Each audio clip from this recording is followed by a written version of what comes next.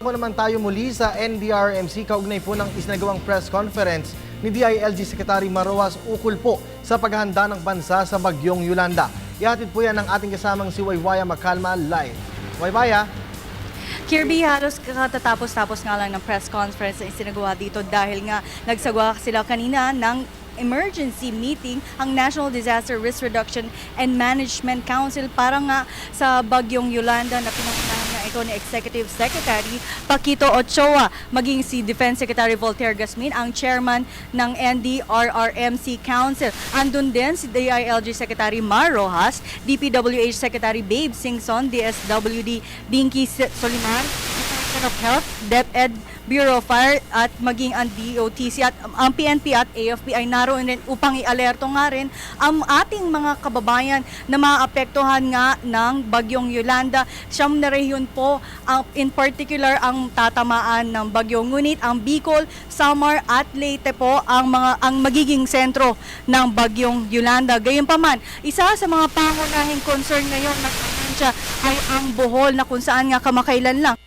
ito ng magnitude 7.2 na lindol at ang pangunahing mission nila ngayon ay nahalam ng DSWD Secretary Dinky Soliman nga kung saan sila i-evacuate particular na sa mga malalayo sa mga gusali at maging sa mga landslide prone areas upang maging ligtas sila sa anumang peligrong maidudulot nga ng bagyo sa probinsya ng Bohol. Gayunpaman, siniguro ito ni Governor Edgar Chato ng Bohol na pineproseso na nila ang lahat ng mga relief goods, gayon na rin ang mga taong inabisuhan na nila, partikular na ang nakatira sa mga coastal barangay. Kanina naman inanunsyo ni DepEd Secretary Dr. Armin Luistro na suspendido na ang klase bukas sa Bicol Region at maging sa Cebu. All levels po ito. At kanina naman binanggit ni Secretary Soliman na may 125 million worth of relief goods na ang nakapreposition na lalo na dyan sa Samar Province.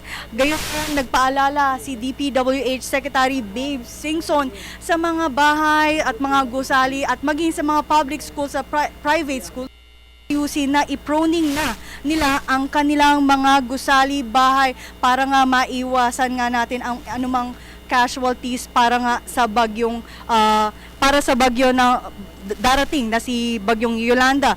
Gayunpaman, nagpaalala naman si Executive Secretary Paquito Ochoa kababayan natin na kung kapag ang DILG or ang mga LGUs ay nagsabi na mag-evacuate ay paalala lang po na tumugon sa ating mga lokal na pamahalaan upang makamit natin ang zero casualty. Narito po ang bahagi ng pahayag at abiso na rin ni Executive Secretary Paquito Ochoa. Naman natin silang pinapayuhan na huwag maging matigas ang ulo dahil buhay ang nakataya rito.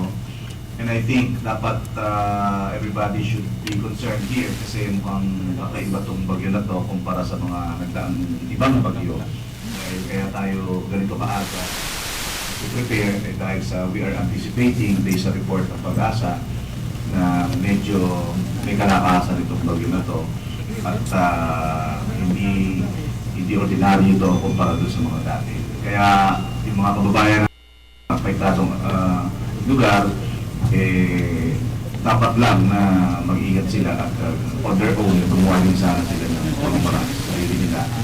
At sa gayon, masiguro natin sana na walang masaktan lang dito sa magdadaang bagyo.